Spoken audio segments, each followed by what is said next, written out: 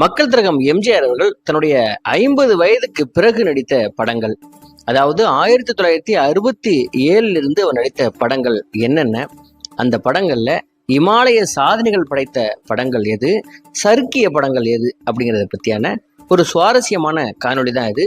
அது மட்டும் இல்லாமல் அந்த படங்களில் எல்லாம் என்னென்ன ஒரு சுவாரஸ்யத்தை எம்ஜிஆர் அவர்கள் கூட்டியிருப்பார் அப்படிங்கிறத பற்றியும் நம்ம பார்க்கலாம்.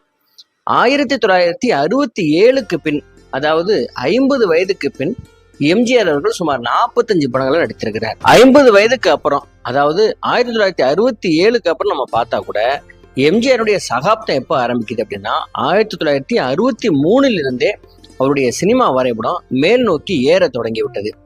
அந்த வருடம் அதிகமா 9 படங்கள் வந்திருக்கிறது. அது ஆரம்பித்து வைத்தது பணத்தோட்டம் அப்படிங்கிற அந்த படம். அண்ணா எழுதிய கட்டுரைகளின் தலைப்பு தான் இது. அதோட பணமும் புகழும் ஏராளமா பொன்மனச்செம்மல் எம்ஜிஆரை தேடி வந்தடைந்தது. 1965 வெளியான எங்க வீட்டு பிள்ளை அவரது ரசிகர்களின் எண்ணிக்கையை பல மடங்கு பெருக்கியது. நான் ஆணையிட்டால் அப்படிங்கிற ஒரு பாடல் அவரையும் கட்சியையும் பட்டி தொட்டியெல்லாம் வேகமாக கொண்டு போய் சேர்த்ததுன்னு நம்ம சொல்லலாம். 1966 மீண்டும் 9 படங்கள். அநேகமாக அவரை வைத்து படம் எடுக்காத தயாரிப்பாளர்கள் எல்லாரும் இவருடைய முகாமிற்கே வந்து காத்திருந்த கதையும் அப்போ நடந்திருக்கிறது.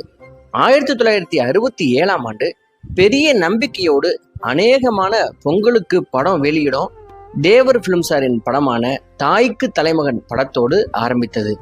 ஆனா படத்தின் முதல் காட்சிக்கு ஆட்களே இல்லை. உங்களுக்கு ரொம்ப ஆச்சரியமா இருக்கும், புரட்சி தலைவர் படத்துக்கு ஆட்களே இல்லையா அப்படின்னு தானே.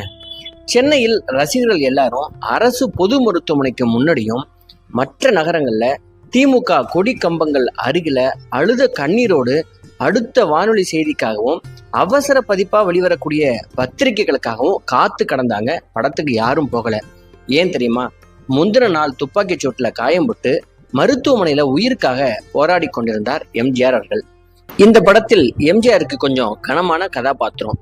இதற்கு முன் வந்திருந்த பெற்றால் தான் பிள்ளையாவில் தனக்கும் மிகை நடிப்பு வரும் அப்படின்னு நிரூபித்திருந்தார் எம்ஜிஆர். அதை தொடர நினைத்திருப்பார். இதில் எம்ஜிஆருக்கு தனி பாடல் கிடையாது, மர்ம முடிச்சு ஒன்றும் கிடையாது. மெலோ டிராமாவான குடும்ப கதை தான் இது. மற்றதெல்லாம் தேவர் பட ஃபார்முலா படி தான் இருக்கும். அடுத்து 4 மாதங்கள் கழித்து அரச கட்டளை வந்தது. நீண்ட நாள் தயாரிப்புல இருந்த படம். துப்பாக்கி சூட்டிற்கு பின்பு ஒரே ஒரு சண்டை காட்சி மட்டுமே நடித்தார். மற்றதெல்லாம் அதற்கு முன்பாகவே எடுத்தாகிவிட்டது. நாடோடி மண் படத்துல பானுமதி பாத்திரம் சாக சரோஜாதேவி அறிமுகமாகி அவரது காலகட்டம் ஆரம்பமாகியது. இதுல சரோஜாதேவி பாத்திரத்தையும் காலகட்டத்தையும் முடித்து வைத்து ஜெயலலிதா சகாப்தம் நிலை பெற ஆரம்பித்தது.